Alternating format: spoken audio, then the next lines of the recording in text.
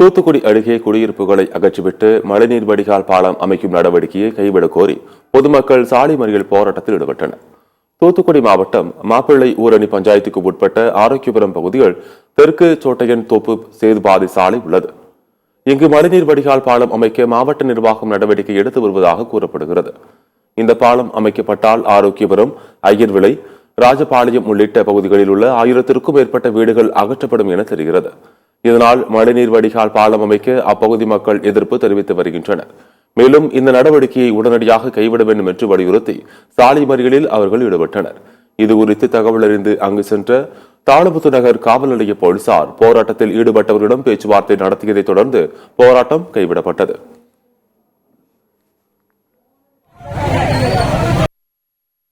இங்க வந்து பாலமே கிடையாது. இங்க வந்து பாலம் போடுறாங்க. இங்க பாலம் போட்டா எங்களுக்கு ரொம்ப பாதிப்பு இருக்கு. அதனால இந்த பாலம் எங்களுக்கு தேவை கிடையாது. பாலம் போட்டீங்கன்னா எல்லா வீடு இடியும் கோயில் வரைக்கும் பாதிக்கும். அதனால இந்த பாலமே கிடையாது. எங்க பாலம் போட்டாங்களோ அங்க போய் இந்த பாலத்தை போடுங்க. எங்களுக்கு பாலம் தேவை கிடையாது. இந்த பாலம் தேவை கிடையாது. இந்த பாலத்தை மூடுங்க. இந்த பாலம் போட்டு போய் மனுலாம் கொடுத்தாச்சு. அப்படி இவங்க கேட்க மாட்டாங்க. அந்த பாலத்தை தோண்டிக்கிட்டு தான் இருக்காங்க. அந்த பாலம் எங்களுக்கு தேவை கிடையாது. அந்த பாலம் அமைச்சோன்னா நாங்க எவ்வளவு பட்டா உள்ள இடம் இந்த இடத்துல இது பண்ணி சொல்லி வீட்டுக்குள்ள தண்ணி போவோம். இது எங்களுக்கு இந்த பாலம் வேண்டாம். அதனால எங்களுக்கு இந்த பாலத்தை தள்ளுபடி மாதிரி கேட்டுக்கொள்கிறோம். வராத இடத்துக்கு தண்ணி ஒரு பாலம் போடுறாங்க எங்களுக்கு தெரியல. போகாத ஊருக்கு வழி சொல்வது போல அந்த பாலம் போடுறாங்க.